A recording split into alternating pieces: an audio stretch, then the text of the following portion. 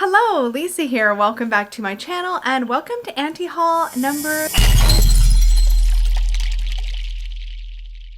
I know it's been a little bit since my last one. I try to do these as often as possible, but they do take a bit of time. So thank you so much for joining me. I can't wait to dive into the decks that I regret purchasing, the decks I'm not going to pre-order, the decks I'm not going to buy, Kickstarters I'm not going to back. Why is that word so hard today? But anyways, with that said, we're going to dive right in because I have a lot of decks to go over. If you are new to this series, a couple things you should know. Number one, I like to keep it positive in this space. So I actually really genuinely appreciate all the creative things that our deck creating community puts out into the world. I think it is a brave, awesome thing to do to put any creative anything out into the world. It can be really terrifying. So I have mass gratitude and appreciation for anybody that creates any kind of art or any kind of like anything. So I like to keep it positive, but what I try to focus on in this series is things that aren't resonating with me, that I don't think I'm going to pick up for any various reason. Sometimes those reasons have to do with having something similar in my collection. Sometimes it just has to do with just not landing the way that I might want it to land, or it doesn't feel like me, right? So, but I always like to share what I'm not going to get or what I regret, and then I like to share something from my own collection that I feel like kind of scratches that itch. So you will probably be able to get a feel for my aesthetic by watching these videos. You'll also get a feeling for the kinds of things that turn me off from decks. But overall, like, this is not to discourage you from purchasing or being excited about any of the things that I am anti-hauling, because the reality is I cannot tell you how many comments I've gotten on these videos from people who literally buy the things that I am anti-hauling. So whether you just want to see a whole bunch of decks in one video, or you want to see sort of what my taste is, or you want to, I don't know, just see what's coming out or what's been out recently, then stay tuned. We're going to get right into it. So the first category is decks that I regret purchasing. There was actually a comment I think on my last video about possibly renaming this, because to some degree I get something out of every deck that I've worked with. But at the end of the day, the reason I have this category named the way that it is because ultimately that deck didn't work out for me. So there is an element of regret in there. But let's talk about the first one that may come as a surprise to a lot of you. So the first deck that I regret purchasing is the Shadowland Tarot. Now, let me be completely clear. I think this is a brilliant deck. I did an extensive walkthrough of this deck. I've spent a lot of time with this deck, and actually it read really great when I pulled it out on my second channel to do live tarot readings with it. In fact, it surprised me how well it read in that context. Here's the problem. It's not reading well for me. It reads great when I read for other people with it. And granted, reading for other people is a huge part of what I do. But the bigger part of what I do is read for myself. And this one was just not working for me. And I have to admit also that part of my issue with this deck was the actual physical aesthetics of the deck itself, like the way that it felt. To touch, to hold, to shuffle. This was actually one of the reasons I think I was just not as excited to reach for this deck as I wanted to be. Now, if you're unfamiliar with the Shadowland Tarot, is mine back in order? It is. Okay, so one of the things about this deck is that it's got this like really kind of creepy, cute aesthetic, right? It's great for the season, but I didn't even want to pull this out for myself to do readings this Halloween season, which for me was a pretty big indicator that we are not getting along. And I think the artwork is charming. There's just something about it that doesn't, I don't know. I just don't get excited to reach for it for me. And again, I think a lot of that is the actual tactile. That's what I was looking for, not aesthetic. The tactile experience of this deck, because it's got this kind of thick, sort of stiff feeling cardstock that hurt to shuffle. When I first got it, it hurt to riffle shuffle this deck. I'm not sure exactly why, but I thought it was because of the gilding. I thought the gilding was just too harsh on my fingers when I was trying to riffle shuffle this deck. So I took the time to very gently sand as much of the gilding off as I could without risking damaging the cards. So I sanded the gilding off, and then I re-edged the deck in black. All of these things should have actually helped me to bond with the deck, because usually when I mod a deck, that modding process actually helps me to get closer and bond more with the deck. I get more time with it. We get kind of cozy through the process. But it just didn't work. And then even after taking the gilding off, it was still a little uncomfortable to shuffle. It has a slight bow, which came out of the box with a bow. There's just something about this cardstock I really don't like. That sounds probably incredibly shallow, but it really affected my desire to want to reach for and play with this deck. So it just sat in its box. And when it was time for me to play with it, when I had planned to play with it during the October season or Halloween season, the month of October, I didn't want to. I didn't want to. And I was like, okay, well, since that's the season I should most want to reach for a deck like this, and since I'm not excited to reach for it any other time, it's got to go. It's got to go. So it's a bummer. The guidebook is incredible. Monica Badursky, who created this deck, did a great job with the guidebook.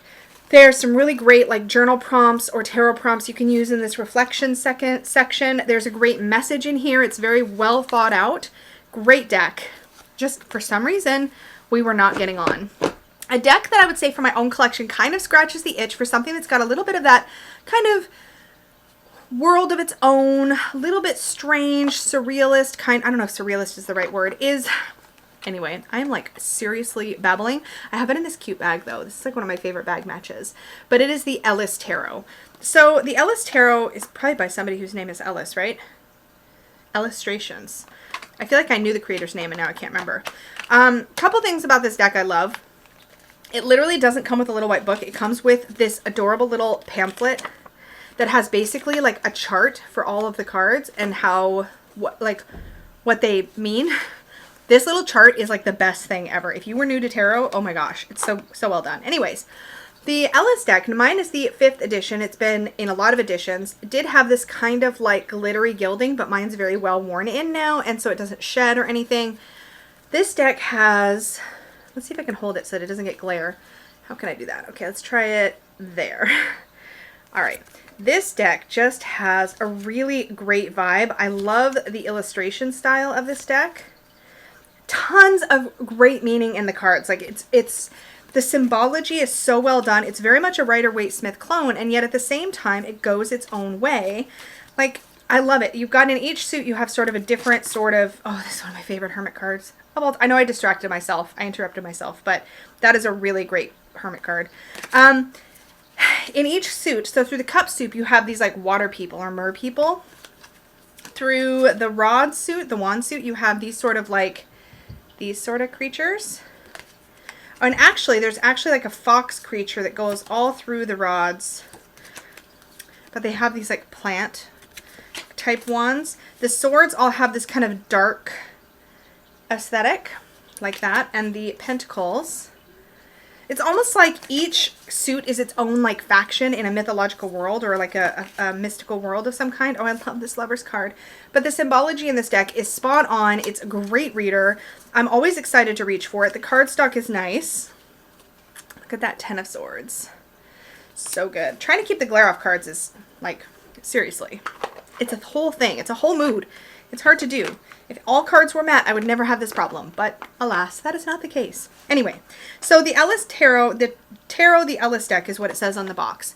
This is a great deck. It is an independent deck. As far as I know, it is still available. Again, I don't know if they're still on the 5th edition, which is the 2013. Ah, here we go. C. Taylor Ellis.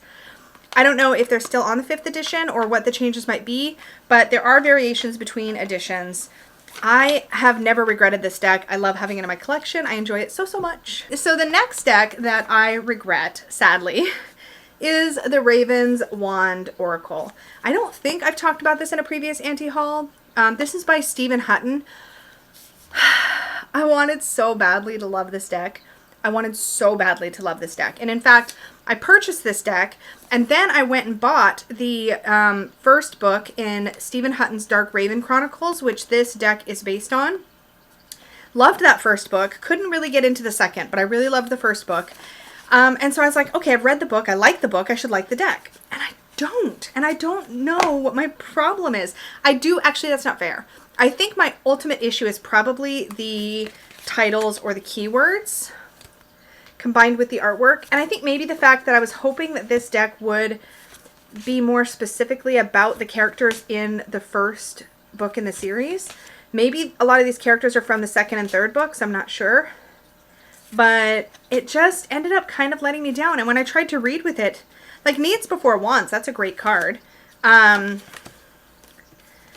like Founding Day makes kind of sense if you know the books, if you know the stories. Same thing with Raven's Wand. Like, I wish there had just been, same thing with Queen of Hearts. Old ghosts, that's a keyword that you can kind of work with, right? But Black Wand's redemption, unless you know the stories really well or you're working with the guidebook, it doesn't mean anything. And I don't like when oracle decks do this. I wish they would all be messages like sanctuary or sweet temptation.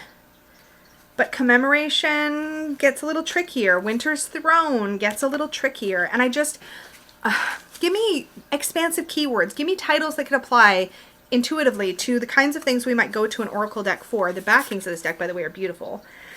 This deck has a very like witchy aesthetic that I wanted so desperately to love. And I don't. It just sits in its box and I don't ever miss it or feel like I want to reach for it. So what I love instead, and is also based on a story, on a book and a movie, and I love it so much, I think it's so well done, is the Last Unicorn Tarot. This deck I adore. Look at this guidebook. Can we just for a second, like, it's got the ribbon bookmark, it's like faux leather bound. Oh, anyways. The Last Unicorn Tarot is based on a story that I know and love so well. And here's the caveat, I guess, to the Ravenswand Oracle. Maybe for those who have read that full series of books and know the characters and the stories very, very well, they would feel about that deck the way that I feel about the Last Unicorn Tarot. But this is a story that I know inside and out. I've read it a bazillion times. I've seen the movie a bazillion times. And yes, bazillion is a real number. But I know this story so well. So while I don't know that this would be a great reader for everybody, for somebody who knows the story really well, it's absolutely breathtakingly well done. You can tell that fans of the book and the movie contributed to the artwork decisions. Like, you can tell that Eight of Swords is it's just everything. And this deck is such a wonderful spirit reader for me. I will say that, as I understand it, it can be a little bit of a wait to get this deck in your hands from Geekify, who produced this deck, but it's well worth it. I did the original Kickstarter, and it's just, I love this deck, and the gold and the matte kind of soft touch. It's like a rose petal, but it's a very smooth rose petal. So and maybe it's because I've shuffled it so much, but it doesn't feel sticky. I love this deck. So this one I will never ever regret. Ever.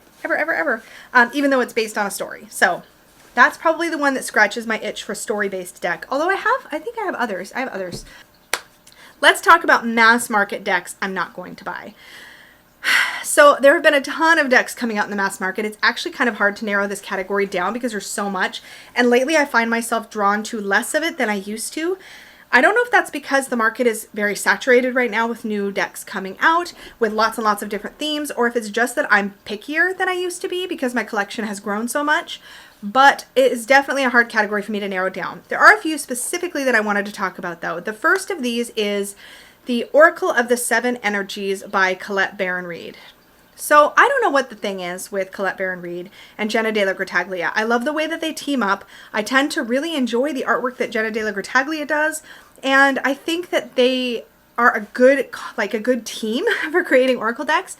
But to date, the only decks that they have created together that I have managed to hold on to and find continual interest in using again and again are their older decks. So the Enchanted Map Oracle and the, what's the other one? Wisdom of the Oracle, which are two of the very first ones that they did together. And those I love. But Oracle of the Seven Energies, it actually kind of annoyed me. When I first saw it, I got very excited because I was like, wait, based on the box art and based on the name, this is a chakra deck, right? It's going to be about chakras. I got really excited. And then I got a chance to see more images and I started learning more, and I was like, wait, it's a chakra deck that's trying to not be a chakra deck. And I don't know if that's because there's concerns about calling it a chakra deck or what, but it's like taking the concept of chakras and not ever calling them chakras. And maybe I'm wrong. Maybe in the book they do call it what it is, but I feel like it's trying to be that. And then when I got my hands on a sample deck at my local metaphysical store and I got to actually flip through the cards, the cardstock didn't feel as nice as previous decks they've done. It's hard to top decks with cardstock like the Mystical Shaman Oracle, for example, but it disappointed me. The messages disappointed me on the cards. They felt like they didn't land it's like they were trying too hard to be a chakra deck while not being a chakra deck is what it felt like to me.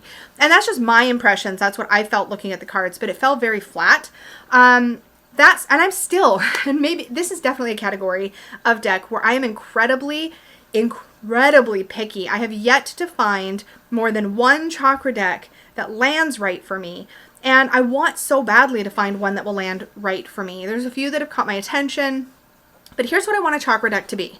I would like a chakra deck that has a decent amount of cards for every single chakra, and every single grouping of cards associated with that chakra actually makes sense for that chakra. So I want to see cards like grounding in the root chakra. I want to see cards around confidence and stuff in the solar plexus chakra. I have a very specific thing I want to see, and it hasn't happened. Either a deck comes out and it's only got like 3 cards in each chakra, which is not enough in my opinion, or the keywords don't line up, in my opinion, in my personal like experience opinion, with what should be associated with each chakra. So it just bugs me, right? Like it's like a pet peeve. However, I do have one deck in my collection that I go to again and again. This is the deck that I use exclusively in my self-care chakra readings that I do for clients, because it ticks all the boxes. I just wish I could also find a full-size deck and a deck that is more visually detailed, right? This is so perfect for what it is, and I go to it again and again and again, and I think if you're looking for a good solid chakra deck, this is a great one. I'll tell you what it is eventually, I swear.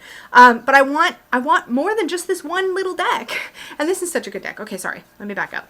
So this is the Animantris deck. This was created by Katie, oh my gosh, why am I forgetting her last name? Walsh, the creator behind the 78 tarot decks, and she is just a ball of bright light and energy. But anyway, this is what the backings of the deck look like, and it's really a very kid-friendly, lighthearted look at the chakras, but it actually has a ton of depth. Now what this deck has going for it is there are 7 cards for each of the 7 chakras. And I would even take a deck that had like 10 or 12 cards for each of the 7 chakras, but this is the one that has the most so far of all the oracle decks I've found, the most cards per chakra. And then it changes color for the sacral chakra and the solar, come on, focus, and the solar plexus chakra, the heart chakra. And these are all like animal energies, and they each have a little animantra that says like, be tenacious for the root, be watchful. In the third eye, be graceful. In the crown, be grand, as examples, right? And what I did is I edged the sides of the deck to match the colors of the cards. And when I do my self-care chakra reading, I break this deck into its 7 piles, and I shuffle each pile so I can pull a card for every chakra. And I love doing those kinds of readings, but I don't have any other decks I can reach for this reading, and I want more. Just saying, like there needs to be more chakra decks. There needs to be more chakra decks, and they need to be, yeah.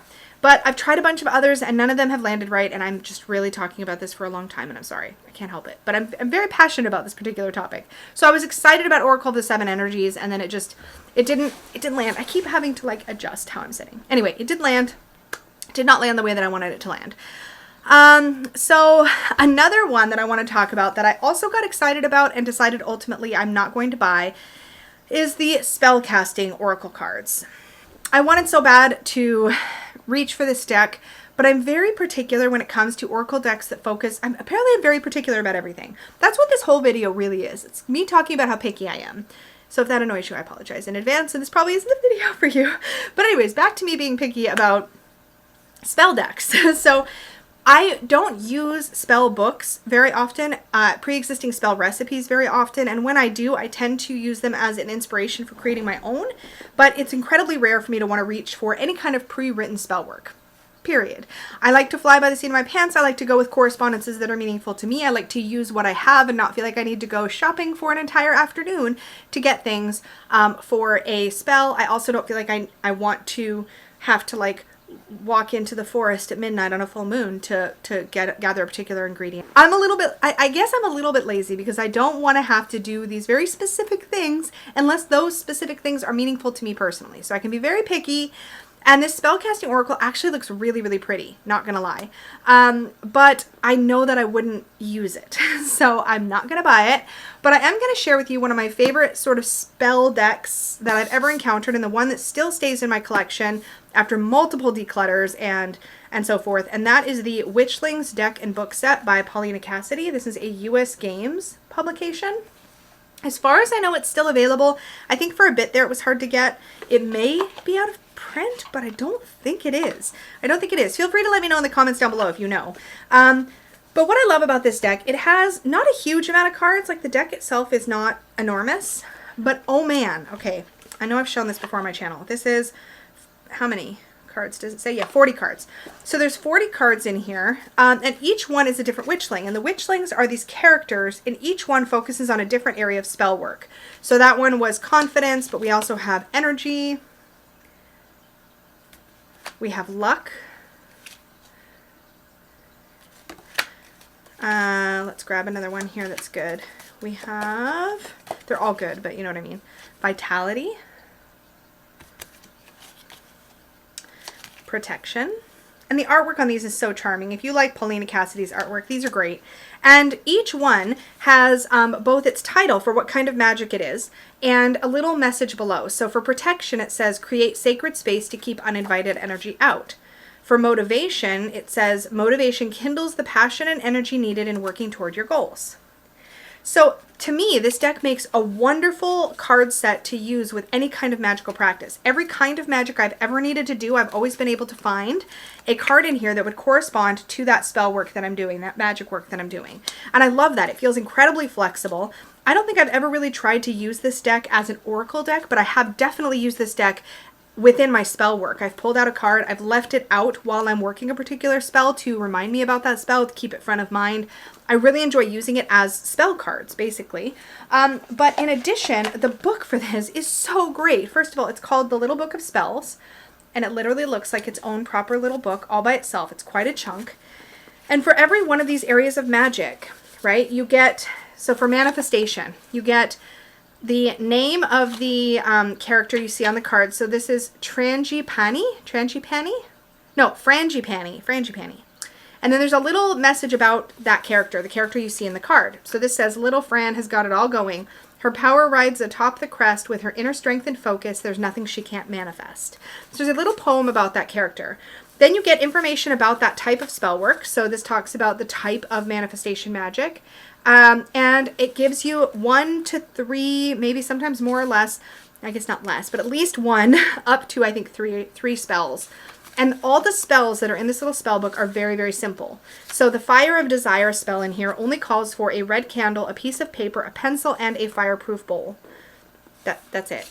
And then the actual spell is incredibly simple. Same thing with this manifestation binder, a loose leaf binder, photo of the things you wish to manifest, a glue stick, or tape. And what I love about that is that they're all very simple. None of them are crazy ingredients. None of them are difficult to find. And if you have a spell you come across in here where it calls for something you don't have, there's probably another spell in that same section that you do have all the material for. And it just makes it a very usable set to me. I don't often use those spells, but I have on occasion, and they've all been really great. So I love this. I love this. And this will probably be the reason I anti-haul most spell-based oracles, because so far I haven't found one that does it better. So this one fits the bill for me. Love it. Love it. And if I haven't mentioned, by the way, I will have links to everything that I talk about in this video down below. I will even have links. Usually if it's an out-of-print deck, I won't have a link, but everything else will have links, so you can check things out yourself. Okay, so the next mass market deck, the last one in this category for this particular anti-haul that I am not going to buy, is the Nightmare Before Christmas Tarot. And I know, shock, alarm, I loved that movie, but I haven't watched it in years. And to be honest, I'm not a super fan of the movie. I enjoyed it. It was fun. It was light, but it's not one that like I obsess over. Now, if there was like a Lilo and Stitch Disney tarot deck that came out, I would be there for that one. I would be there for that one. But this one is not necessarily striking my fancy. However, I do have and love the Dark Mansion Tarot. I don't reach for this one nearly as often as I thought I would, but I do love it quite a lot. Now, I actually had originally the first edition larger deck, not the limited edition, but the larger edition of the first edition one. And the main reason I got the larger one is because I preferred the backs that were available at that point on the larger version. But then when they reintroduced the deck in a second edition or second printing, the second printing you could get the smaller size, the standard tarot sized version, and you could get it with that same back. So I sold my larger one and repurchased this one. So these are the backs that I absolutely love. There's a different backing that's got like clouds and stuff on it. But this deck is so great. And it definitely has that kind of Tim Burton feel. It's actually had that feedback. A lot of people have said that about this deck. Is the whole thing upside down, or am I just crazy? No, the whole thing was upside down. I was just showing you all of the upside down cards. But I love the finish. It is a rose petal finish on this version that I have. And I really like it. It actually reads incredibly well. Not my favorite Fool card ever, but it is fun. And I do think that this deck pulls you into its own little world, which I think is what you would get out of the Nightmare Before Christmas Tarot too. But one of the things about the Nightmare Before Christmas Tarot that I didn't like is that it felt like half of the minor arcana was pips and half of the minor arcana was illustrated, and I was like, no, like, pick a lane. Like, are you going to be a pip deck or are you going to be an illustrated minors deck? That whole half and half thing is not for me. And honestly, on a deck like that, a deck based on a popular movie like that, it should have illustrated minors, in my humble opinion. And this deck, of course, doesn't have pips. It's all illustrated minors. But yeah, if you're going to do pips, do them consistently. Like, don't have a scene in this card and then just pips in that card. That does bug me. And there are other decks that have done that I've managed to kind of see past. But in that one, it really annoyed me. I was like, no. Because if there were scenes on every one of those cards, I actually may have considered picking it up because I do love me some Disney. But that one just, no. Pick a lane.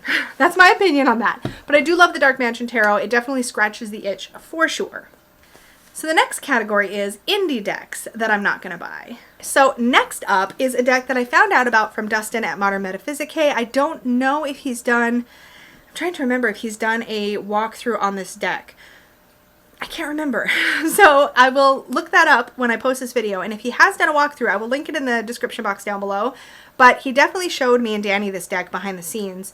And it really caught my attention. And I was like this close to placing a purchase. And then I pulled back because I think it's a collaborative deck. And it's one of the most, and I think this is actually something that Dustin said, it's one of the most cohesive collaborative decks I've seen in a long, long time.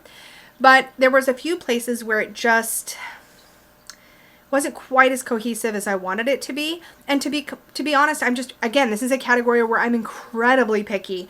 The 78 tarot collections that are done by Katie Welsh, I think it's Welsh or Walsh. It's really bugging me. Anyways, done by Katie and Trish. They do those and they're really, really, really well done. But so far, the only one I've truly bonded with is the 78 Tarot Elemental. So yeah, what I loved though about this No Monet Artist Inner Visions deck is that the artwork felt kind of layered and textured in a really cool way. And I loved the collage-y kind of feel that it seemed to have. And I think the thing with that deck was that I was attracted to the overall look of it. It just didn't feel as smooth from card to card as I wanted it to. That's the best way I know how to describe it. But the closest thing I could think of for my own collection that kind of scratched the itch was my Inner Compass Oracle. This is by Heather Hopes. I love this little deck. If you haven't seen this, this is a little independent deck. It's really cute. It's a smaller deck. It's adorable, and I love the collage-y feel and the like label maker titles on this deck. It's a matte deck, and it's just got, it's all by the same artist, so it's got cohesion, great expansive keywords, nice portable little deck. Love the backings on this deck, by the way, with the actual compass on it. Love it. But this is a great deck. So I'm like, I have this. Do I really need the No Monet Artist Inner Vision Tarot? Probably not. It was tempted though. I was pretty tempted, you know. So I think that's one that I could see myself potentially changing my mind on at some point, but we'll see. So far I've been able to avoid the temptation and not pick that one up. So the next independent deck or indie deck that I'm not going to buy is the Tarot of Trees. This is the 10th anniversary edition of this deck. And I was actually super, super tempted by this one, but I found out that the cards were going to be pretty large. I was excited because they were going to be matte. This one is an easy one to scratch the itch of though, because, scratch the itch for? How do you say that? Because I have the Tarot of Trees. I have the original edition. I don't know if this is the first edition, but it's the edition that was out before the 10th anniversary. Can we talk about the cute bag that Peggy embroidered me for this deck. Isn't it adorable? It's like a heart tree. Anyway, the Tarot of Trees is glossy. This is my only regret about this deck, is that it's glossy, but I actually really love its size. It makes it very like portable, and I have to say the colors do pop on the glossy cardstock, but I actually have an Oracle deck that is by the creator of the Tarot of Trees, and I think it's Dana O'Driscoll. And the cardstock is so lovely on the Oracle deck. The main reason I didn't pull the trigger on the 10th anniversary of the Tarot of Trees is because I didn't want the really large cards. I love this size. It's so perfect. So I want another, I would love to have this same size in matte. But again, I don't know if I would rebuy it or not, because this deck is in great condition. I love it. And I try not to buy new versions of decks I already have unless there's a real compelling reason. But again, that matte cardstock would potentially make it a very compelling reason. If you're not familiar with the Tarot of Trees, as you can see, it's a Rider-Waite-Smith clone deck. So it very much follows the imagery of the Rider-Waite-Smith. What I love is that you get seasons in this deck. So you have autumn in the sword suit. Hold on. There we go. You have like an autumn in the sword suit. You have a winter in the Pentacles suit. You have summer in the Wands suit. Wands. And you have spring in the Cups. Let's find a Cups card. Cups, cups, cups, cups, cups, cups, cups. There we go. You have spring in the Cups. And I love that. The glare is annoying, not gonna lie. I love this deck. I love this deck. And I couldn't repurchase it because I didn't want the gigantic cards, but it's a really great little deck. And if you haven't seen this or played with this and you do love trees, I think it's worth picking up. It's such an easy reader because of all the sort of body language of the trees and what's happening in the cards. It's actually really easy to tell what's happening. Like, come on, look at the 5 of Cups. Anyway, it's great. And the Major Arcana is great. It's a very well done deck. So I don't know if the 10th anniversary though is the only one you can get right now. So that may be the case. And again, the cardstock, if it's anything like like Dana's Plant Spirit Oracle, the cardstock is heavenly. They were just larger cards. That's the main reason I didn't want to buy it. So that is, oh no, I've got one more. So the last independent deck that I'm not going to be buying is the new edition, the 2nd edition of the Revival Art Tarot. That's because I have the 1st edition and I love it so much. And I found out from Dustin, who bought the 2nd edition, that let me say that again, all of the artwork has changed. It's literally a totally different deck. The borders have changed. I think the backings have changed. I'm not in love with the backings of the 1st edition that I have and love so much, which by the way, this is obviously the deck that scratches my itch. I'm not in love with these backings. But they're fine. It's fine. I prefer patterned backings or more basic looking backings that have maybe decor but don't have like people on them and stuff. So this one, meh. So the 2nd edition, I can't remember the backings. If I remember, I will put a picture up of the backings of the 2nd edition. But the borders have changed. I'm tempted though I was tempted to rebuy it if only a couple of the cards had changed, especially if I liked the changes, because I have damage on one of my cards and it bugs me. But like some of my, I don't know how, but it got like a little torn on my Lover's card. I don't know if you can see that white spot there. And I thought it was actually something on the card. So I tried to like, you know, kind of scrape it off. It wasn't on the card. It was actually a scrape in the card. So that white is actually the card beneath the printed part anyway. So I made it worse trying to get whatever I thought was on it off. I don't know why it looked like something was sitting on top, but it did. Anyways, it's a whole mood. It's a whole thing. I'm very bitter about the fact this is one of my only decks that has some kind of damage like that. But anyway, the problem is with the 2nd edition and changing all the artwork is that I freaking loved, look at this 8 of Swords. I loved the artwork in the 1st edition so much. Look at this moon card. So beautiful. But there are some cards in here that are actually like some of my favorite cards ever. Especially for a deck that had pre-existing artwork, there was something about these all being ones. Like, look at this 5 of Wands and these horn players. There's 2, right? Oh no, I dropped the card. Throwing things around. Yeah, they're both blowing horns in her ear. It's like they're competing for her attention. So great. But like, there's a couple cards in here. Oh, look at this Judgment card. And I think one of the criticisms of this deck was that the artwork was darker in tone. but it's so beautiful when you see it in person, and it's so, like, look at the Ace of Cups. And Dustin showed me a few. I'm waiting for him to do a side-by-side video. If he hasn't already. He might have already. Now I can't remember. And by the time this video airs, he might have done it already. But I keep waiting for that because all of the art is different, and I was so sad. I'm looking for, there's a specific card. Whenever I film a video, there's always one card. Oh, like, look at the disappointment in this Three of Swords on this girl. Like, something obviously did not go. She's got that kind of, oh, it's so well done. I can't with this. But there's specifically a card in here with a swing set. I'm just looking for it now. I can't find it. Apparently I'm itching my nose on camera again. Let's see. Why can't I find you? Also, the cardstock on this Revival Art Tarot by Taroko Studios is so good. It's one of my favorite cardstocks ever. It's like really buttery smooth. I mean, obviously it scratched easy, so I don't know what that's about. Still bitter. Still bitter. I'm never going to find this card. I'm going to be here for a million hours looking for the same card. Here it is. Here it is. The Six of Cups. This is like my favorite Six of Cups, one of my favorite Six of Cups of all time. Grandma's like pushing her on the swing set. This is everything. And I asked Dustin to show me the new Six of Cups, and it wasn't as good, and I was bummed, and that was it. That was it. I was like, nope, you can't take away my swing set. You can't take away my swing set. I literally sound like a bratty toddler myself, but anyways. The only thing that bums me out about this deck is that I really, really wish that the guidebook, which has impossibly tiny text on it, by the way, and I am getting old enough now with my eyeballs that I'm having a hard time with it, but it doesn't list the source for the original artwork for each card. I wish that was on there, because some of these I would love to actually look them up, like this one.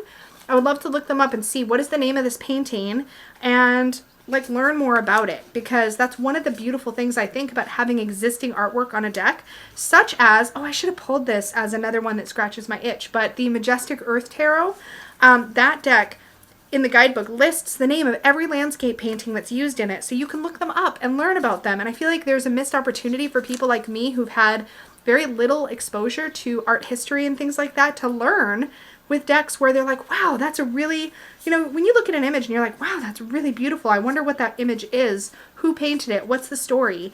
And I can't do that with this deck, which is a bummer. It's a bummer. I wish that information was on there. But anyway, love the Revival art. Just can't bring myself to get the second edition since everything has changed. And I'm not happy about it. Anyway. So, I'm going to have to move my tablet because my little pile of decks is moving. Okay, so next up. So that was it for indie decks I'm not going to buy. Let's talk about decks I'm not going to pre-order. This was hard because at the time I'm filming this video, I feel like a lot of the decks that are currently sitting on my pre-order deck list, like where I keep track of decks that have kind of interested me, that list is really short, and I don't know what the deal is, but usually I end up putting like 10 or 12 things on that pre-order deck like list, and then from that list I usually will only ever end up purchasing maybe 1 or 2 things max, right? But right now that list is small. It is small, and some decks have been on that list for a long time, and I still can't decide if I'm going to anti-haul them or haul them because there's still not enough preview images. We need preview images. Deck publishers.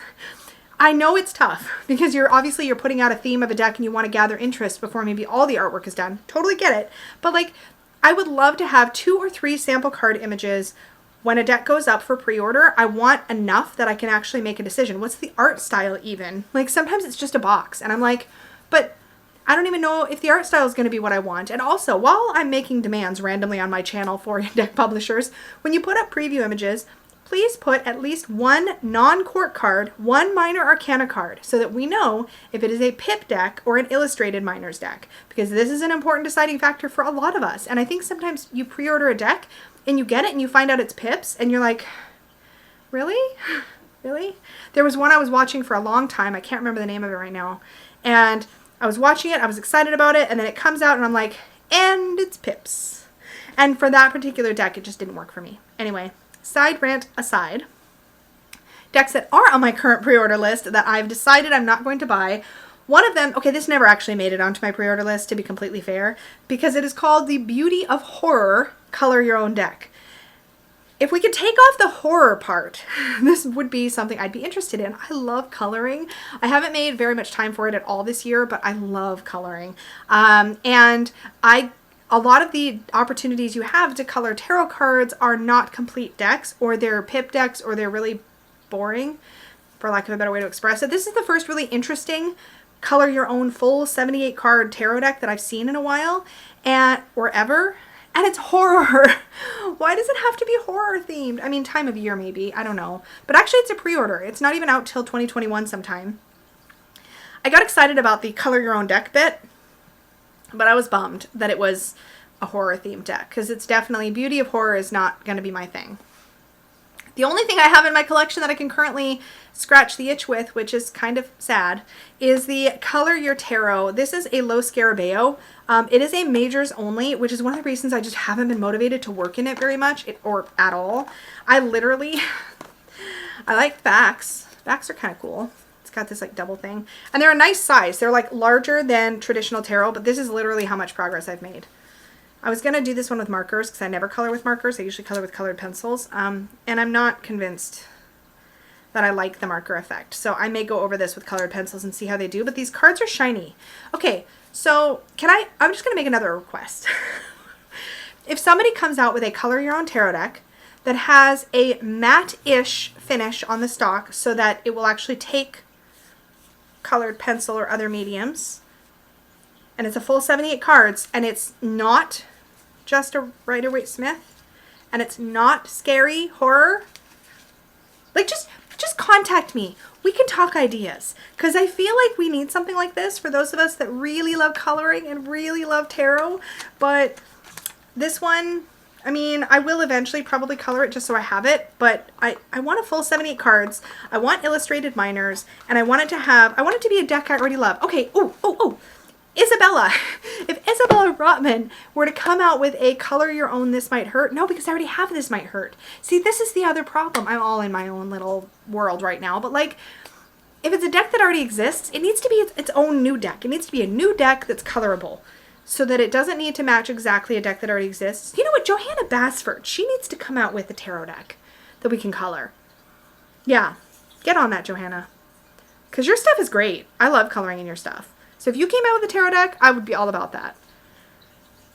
Yeah, this Coloring Your Own Tarot public service announcement was brought to you by me and my desire to color a tarot deck, but also to be incredibly picky about it. So just so you know, this is where me being high maintenance actually shows up. Okay, moving on. Okay, I've got to get through this video or it's going to be, I always say this, I don't actually mind if my videos are long, but I'm constantly like, I gotta keep going or it's going to be a million hours long. I know you guys don't mind, and thank you for those of you that reassure me that you don't care if my videos are long, but I also, you know, want to eventually get up out of this chair. So, moving on.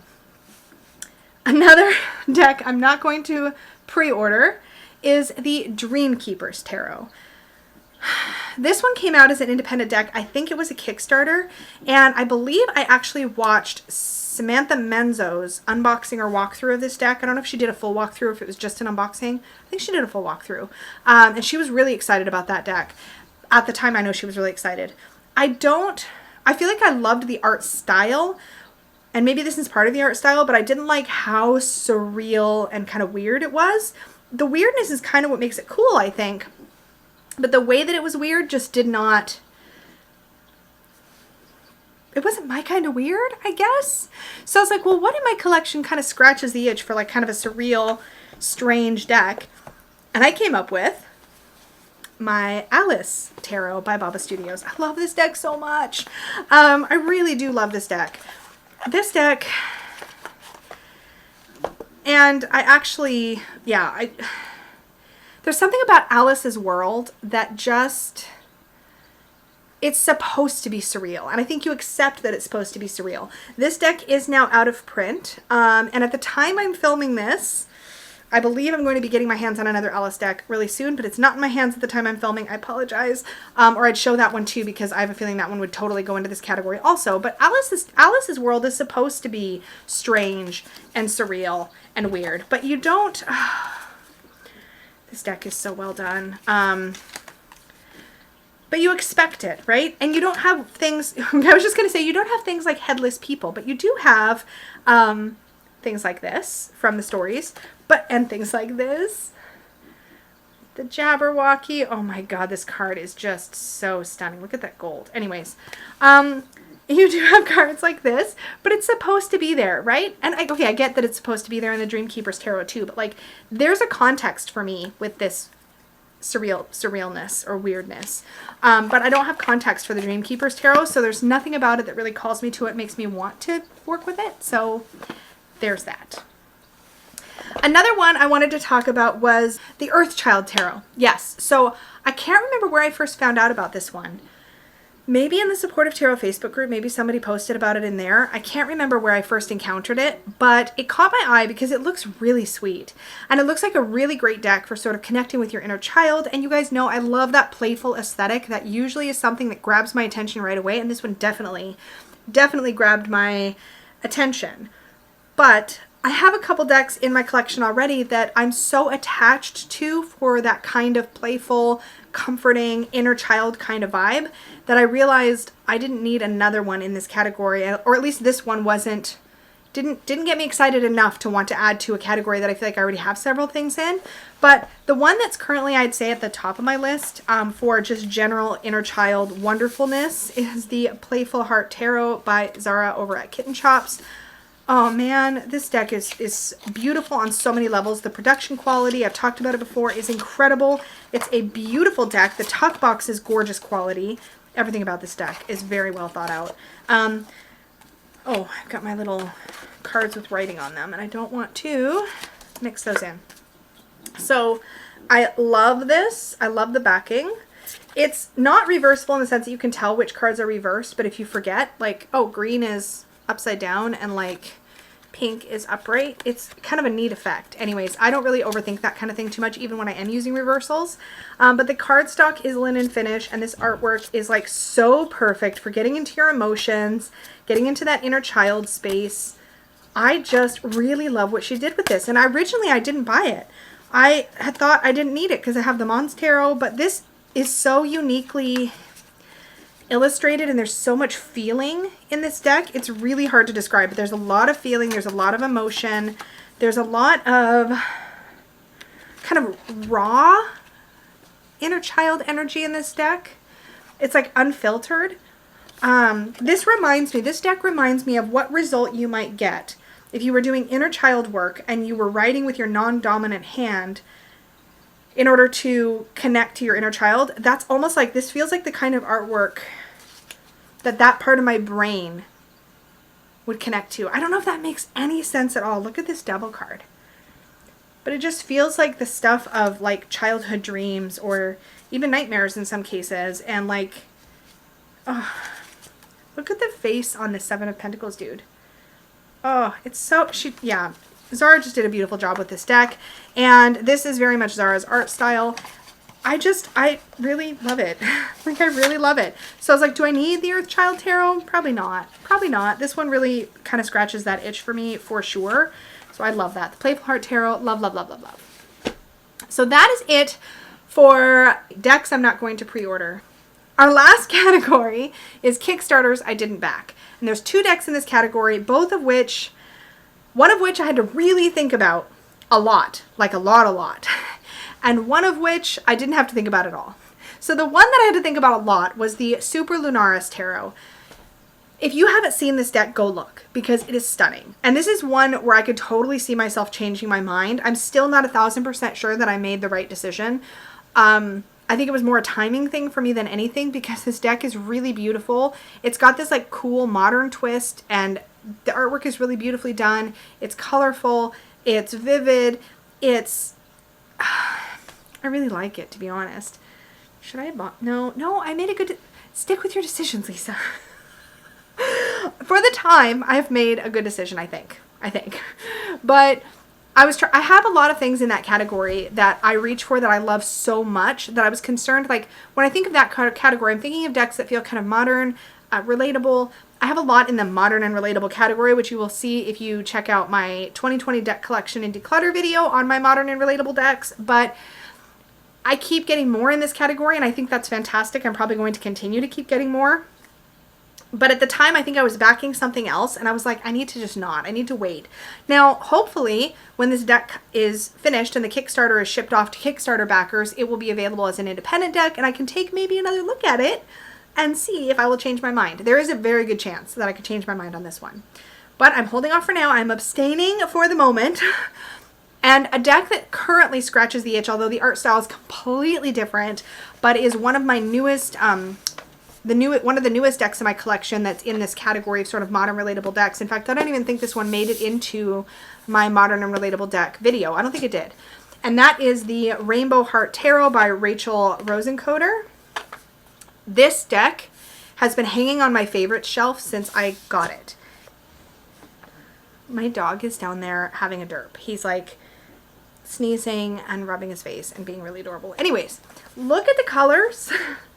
I love this deck so much. And this may actually be, I don't think I had this at the time, so this wasn't the reason why I didn't back Super Lunaris, but I'm so happy that I can like focus on this and give it my attention and reach for it because I love it so much. And it stuns me that I don't hear more people talking about it because I think it's really well done. It's diverse, it's gorgeous, it's vivid. The colors, I mean, Rachel talks about color and use of color and wanting vivid colors, and I'm like, you are speaking my speak, Rachel. I love it. I did a fairly deep dive walkthrough on this deck, which you can find on my channel. I will try to have a link to it either down below or in the cards. I love it so much. Look at this Two of Pentacles with the yin yangs. Oh my gosh, this High Priestess with the owl and the veil over her eyes and the pomegranate, and one of my favorite death cards ever. I love this style of artwork, this kind of like flatter, more, I guess, I want to call it vector art, but it's a painted deck. And that is what blows my mind. This deck was painted, and the lines are crisp and clean, and the colors are smooth and vivid. It is incredible. But you can actually see the texture of the canvas peeking through in a lot of the cards. Like, you can actually see it in the white of the Magician's Table, that texture. And a lot of the places, in fact, when I did my walkthrough, I actually thought that there was metallic paint used because of that texture. So here in the silver and the crown, you can see, hopefully there's not too much glare and you can see it, but you can see the texture in the sword and the crown, and that's from the canvas. But I think when I first looked at this deck, I thought that was metallic paint, and maybe it was also metallic paint. It may have been. I should ask Rachel. I never asked, but I love this deck so much.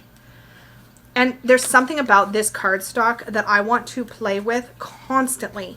It's really smooth. It's like semi-matte, so it's kind of like that classic tarot cardstock where it's kind of got a sheen to it. Like, you can see there, you get reflect. But it's not, it's like regular cardstock. Like, before we had the super matte, like buttery matte cardstock, and before we had linen and glossy, it was like that in between. This is what tarot cardstock used to always be. And it's got a nice flex to it. It shuffles really beautifully. It is gorgeous.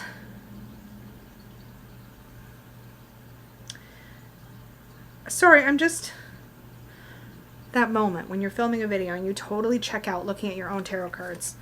Oh my god. Anyways, look at this Knight of Pentacles. Like, look at the color. Okay, anyways, I gotta stop. Every time I pull this deck out, I just want to keep looking at it again and again. I love this Tower card. I love the size of this deck. I love this Star card. Okay, Lisa, stop. This is not a walkthrough. Like, stop it. You've already done it. You've already done it. You've already done the walkthrough. You don't need to keep showing cards. It's fine. Anyway, all of that aside, I love this deck. So I think this one being in my collection right now just makes it easy for me to not jump on decks that feel too close to this category, because I'm having such a love affair with this deck and with this Might Hurt Tarot and other decks like that I feel like I don't need to jump on any right now. So there's that. The last deck we're going to be talking about, so this is a Kickstarter I didn't back. There was not a chance I was ever going to back this deck. Let's be honest. This is not something I had to think about. I didn't have to think about it. It was a very easy no. I found out about this deck, I think, first from Dustin, which is not a surprise. This actually is right up Dustin's alley. Anyway, the Hieronymus, I don't even know if I'm saying that right, Hieronymus Bosch Tarot. Let me preface this by saying, and let me always be very clear about this, I know this much about art history. I know this much about historical art. No, this is not a strength for me at all. So, I apologize in advance to anyone that I may offend with the following statements, but this is the creepiest, weirdest deck I've ever seen. And I I mean, we're not surprised that I don't like creepy. Like, we know that I don't like creepy. We know that. We know that. But there is a dude in here pooping pentacles. Makes me really uncomfortable. There was never a chance I was going to back this. But I think if you are a fan of this artist, what am I saying? But if you're a fan of this artist, this might be something you get really excited about. That said, make sure, I think the Kickstarter's over now, but it'll probably be available. Most Kickstarters are available for a window of time near the end of the Kickstarter where you can pre-order it or after. So if you're thinking about this deck, please be sure and notice, because I think this is the reason why I think Dustin and Danny didn't get it. I don't think either one of them did, but both liked it. Both of them liked it. The deck is not in a traditional tarot structure. If you're... Why? Why? If you want your deck to be usable out of the box for most tarot readers, please follow the traditional tarot structure. Add bonus cards, change the names of things, use keywords, do things to make it your own. Yes. Please do not change the structure. The structure exists for a reason, and we like our structure. I like our structure. Maybe other people don't care about the structure, but I care. I care deeply. I care deeply about the structure. I'm very passionate about this. But this deck just, there are, count them, 8 suits of, I had to write this down, 8 suits of 7 cards each for the minor arcana. I don't think I stopped right there. I don't think I even paid attention to the majors at that point. Why? You probably could have worked this out. You probably could have worked it out. There's a lot. It sounds like there's a very big body of work for this artist. This is a 15th century artist. I wrote that down so that I would sound like I knew what I was talking about, but I totally don't. I totally don't. Anyway, but no, don't change the structure. This is not cool. We don't like it. We don't like it. I'm going to just speak for everybody. I shouldn't, but I'm gonna. I'm probably wrong. I'm sure there are people that are fine with it. I'm not fine with it, and I don't understand being fine with it, but that's fine. That's my own personal bias. But anyway, as far as decks that scratch the itch, I mean, let's be honest, there isn't an itch. There is no itch in the first place. But I do have one deck that I think a lot of people would consider to be creepy that I love with my heart and soul, and that is the gorgeous Deviant Moon Tarot by Patrick Valenza. I love this deck. Never in a million years. You guys, I know I've said it before, but for years, I said this is a creepy, dark, scary deck, and I don't want to have anything to do with it. It's weird. I don't like it. I think it's weird just to be weird. But it's so well done, and the art comes to life when you hold this deck in your hands. It does not translate on video. It literally has a life of its own, and it is very... It's smart. It feels like it looks right at me and it understands me, and it's willing to say the things that I don't want to say and point out the things I'd rather not look at. It does such a good job of that, and it does have a life of its own, and it doesn't feel creepy in the hand. I wish I could explain how this deck feels. But this was one of those decks I was in a bit of a rut, I guess, with tarot, and I was like, you know what? I'm just curious. It's not an expensive deck. I'm just curious. I want to get it in my hands, even though I think it's super creepy. And I fell in love so hard. And recently, actually for my birthday, so I guess it's not that recent. God, time has been going by fast. Somebody gifted me with the hardbound book by Patrick Valenza about this deck. And that book is so stunning. And this is the deck that I most look forward to reaching for in the dark half of the year.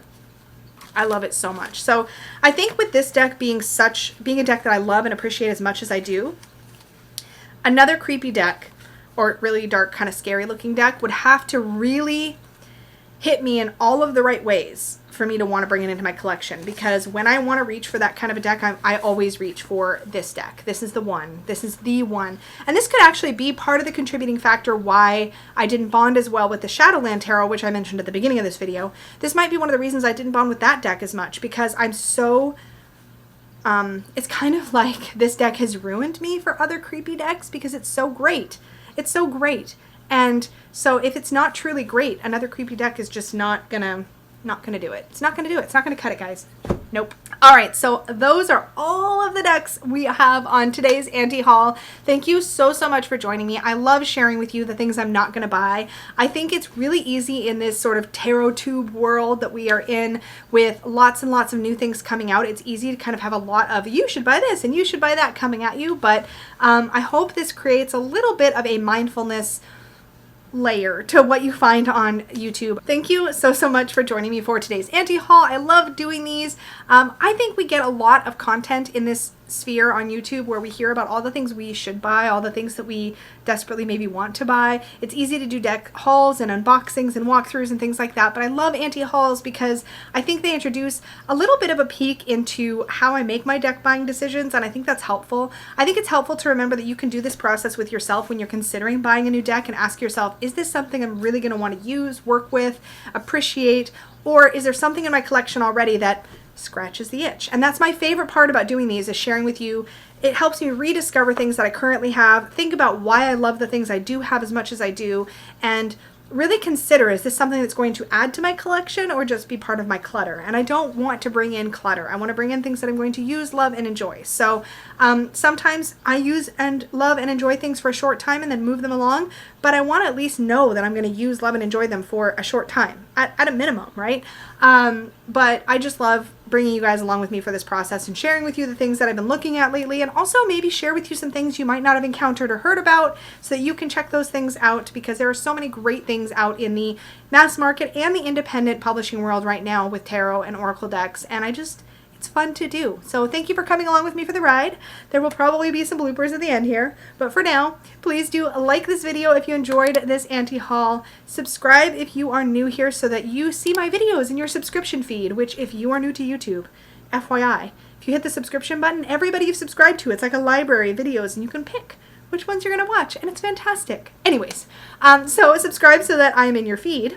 Click the notification bell so you get notified of all my future videos, and also get a notification when I go live.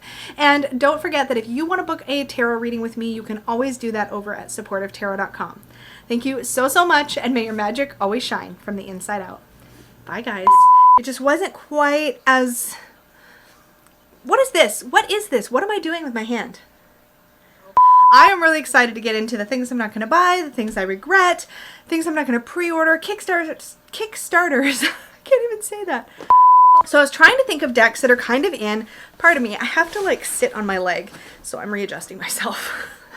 I'm a little fussy that way and a little high maintenance, what can I say? Or maybe low maintenance or lazy. I don't think I used those words appropriately in that sentence at all. No, I definitely didn't. So the next deck I want to talk about is that I decided not to buy. Oh, wait. I have one more, but I forgot to get it.